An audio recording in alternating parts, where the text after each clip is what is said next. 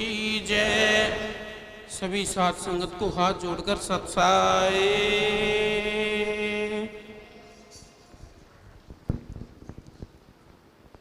देखो भाई, गुरु की दया से आज हम साहिब की दया से सत्संग कर रहे हैं मिलके। सत्संग में संतों की वाणियाँ गाई जाती हैं, बताई जाती हैं।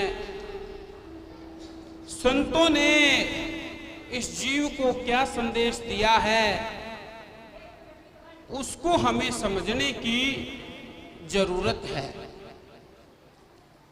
क्योंकि संतों का जो संदेश है वो सबके लिए, सर्व समाज के लिए एक जैसा है। उनके संदेश में कोई भी भेदभाव नहीं है। तो गुरु की दया से देखो, वैसे तो शब्द वाणी साखी गाते हैं, लेकिन साहिब ने कहा है जब तक उस पर विचार अमल नहीं किया जाएगा तब तक बात नहीं बनेगी।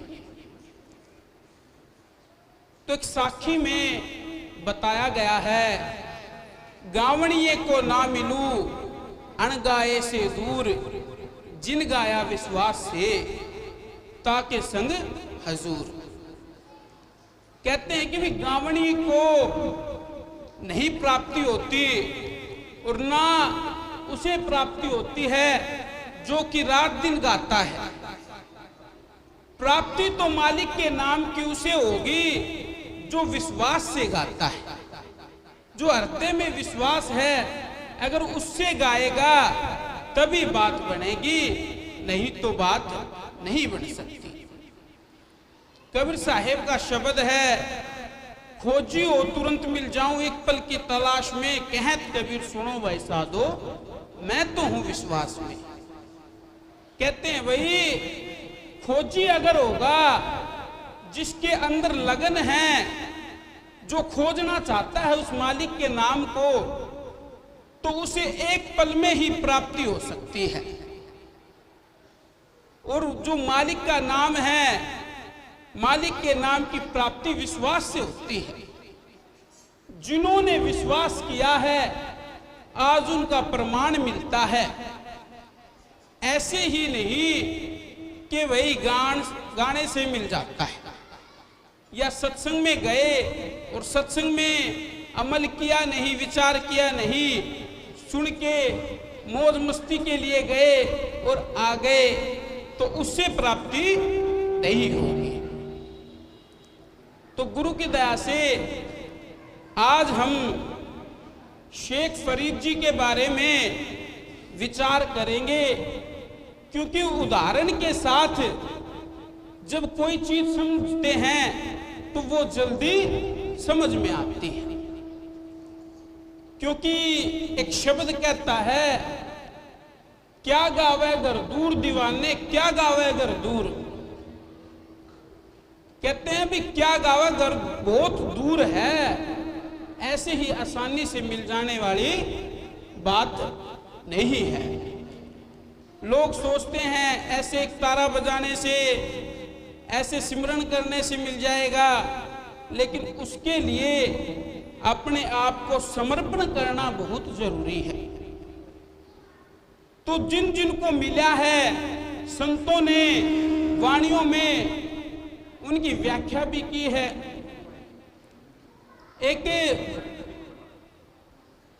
एक शब्द है, लगन की चोट भारी है कटारी से करारी है। लगन की जो चोट है वो कटारी से भी करारी बताई है। जिन जिन को लगी उनके बारे में साहिब ने, कबीर साहिब ने शब्द के माध्यम से बताया।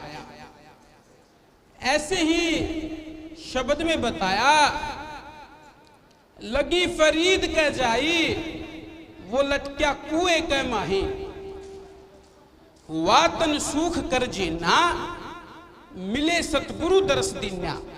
लगन की चोट भारी है, कटारी से करारी है। एक शब्द में बताया गया है, कहते अनहलक शहर जा पहुंचे, सूली चढ़े मंसूर, शेख फरीद कुएं में लटके हो गए चकनाचूर। दीवाने क्या गावे घर दूर। तो जिनको मिला है ऐसे आसानी से नहीं मिला। तो आज गुरु की दया से ऐसे ही विचार करके उनकी बात को जान के कुछ सीखने की कोशिश करेंगे। तो गुरु की दया से देखो, शेख फरीद जी जो थे वो जब बच्चे हुआ करते थे, जब 5-7 साल 10 साल जब उनकी उम्र थी, तो तब शेख फरीद जी की माता थी, उन्होंने सोचा कि भाई इसे मालिक के नाम में लगा दिया जाए।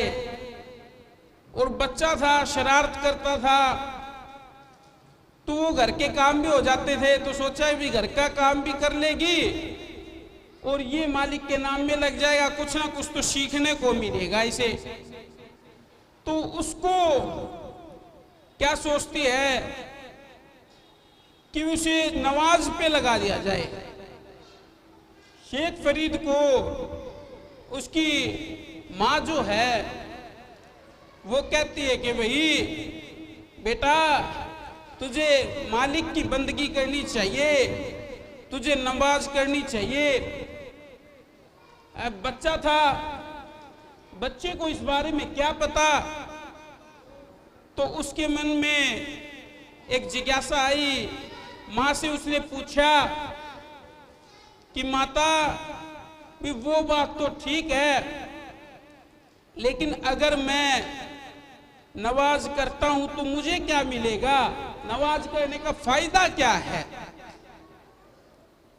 तो उसकी माँ ने सोचा, ऐसे तो देखो ये बच्चा है, ऐसे समझ में नहीं आएगी। तो उसकी माँ ने उसे ऐसे ही बोल दिया, क्योंकि उसको खजूर खाना बहुत पसंद था। उसने कहा कि भाई बेटा, अगर तू नवाज करता है तो उसके बदले में जो अल्लाह है वो तुझे खजूर देगा।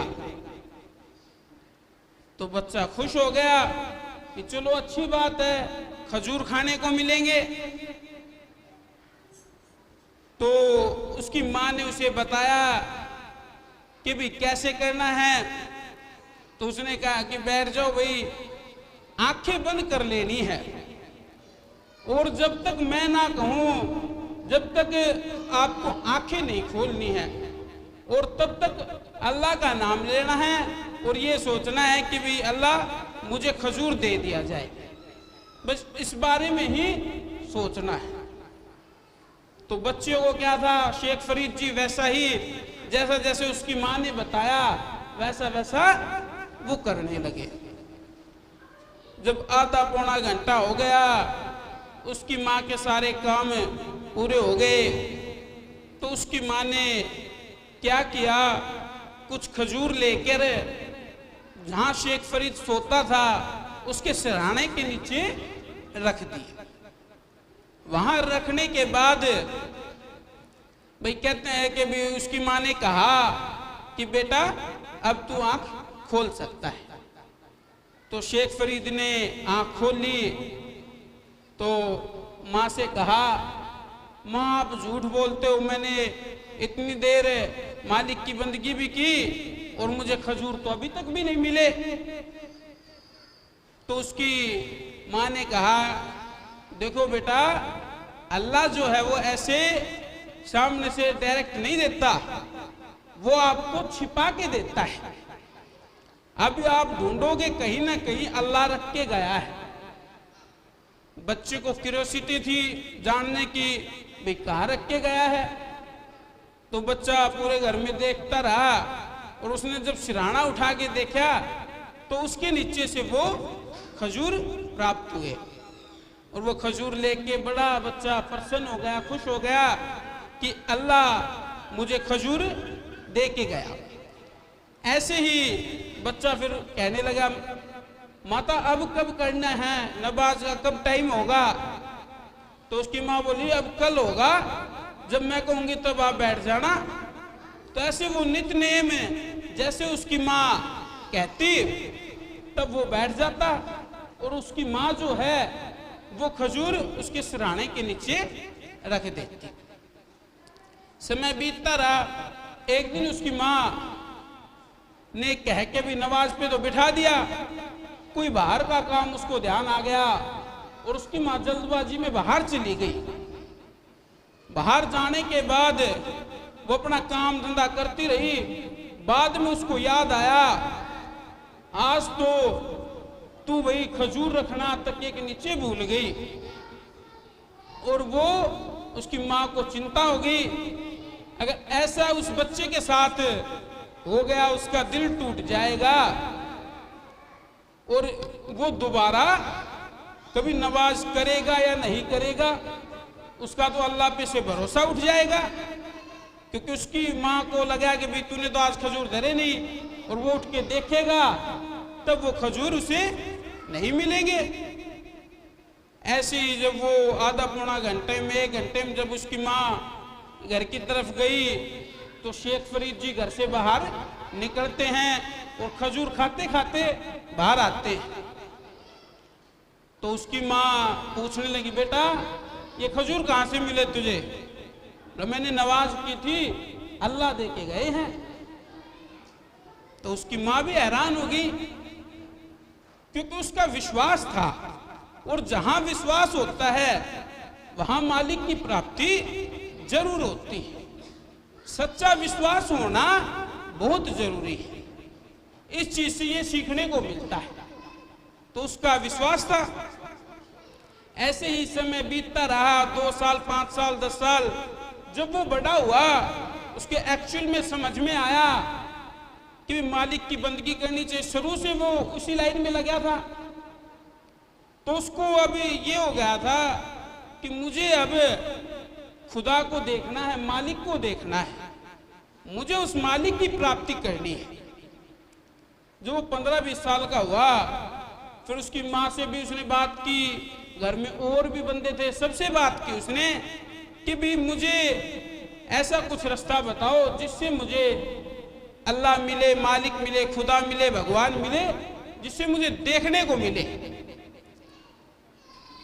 तो वही उसने क्या किया, उसने भी सुना था कि भी जो मालिक की प्राप्ति ऐसे नहीं होती, क्योंकि वो ज्ञान से प्राप्ति होती है। शब्दों में भी कहा है, गुरु बिन ज्ञान ना उपजे, और ज्ञान के बगैर ऐसी कोई चीज प्राप्ति होगी नहीं। तो ऐसे ही उनके गांव से कुछ दूरी पे एक डेरा होता था, तो उसका बड़ा नाम होता था भाई उस डेरे का। उसमें जो बाबा जी थे उसका बड़ा नाम था उस एरिए में। तो उन्होंने सलाह दी कि भी तुम्हें वहां जाके कुछ ज्ञान दीक्षा लो, हो सकता है कुछ भाई बाबा जी आपको बताएं, उससे कुछ आपको प्राप्ति हो जाए। तो फरीद जी ने भी सोचा कि बात तो सही है। तो फरीद जी ने सब कुछ छोड़कर घर से सिर्फ इसीलिए चले कि भी मुझे तो प्राप्ति करनी है, और ये सोचकर वो पास में जो डेरा था वहां चले गए। वहां जाने के बाद उन्होंने बाबा जी से जो भी बात थी अपनी सारी बातें मन की बताई, और मुझे भाई मालिक की प्राप्ति करनी है। तो वो बाबा जी थे, वो तपस्वी थे, हठ योग करया करते। तो जैसा उनको ज्ञान था वैसा वैसा उन्होंने उनको ज्ञान दिया। ज्ञान देने के बाद साधना करने लग गए, और वही ऐसे ऐसे समय बीतता रहा, उसने सोचा गुरु पे विश्वास करूंगा, गुरु ने जो कहा है वो करूंगा, तभी मुझे मालिक की प्राप्ति हो सकती है। क्योंकि गुरु जो है वो ही उस मालिक से, हरि से मिलाने का रास्ता बता सकता है, और कोई नहीं बता सकता।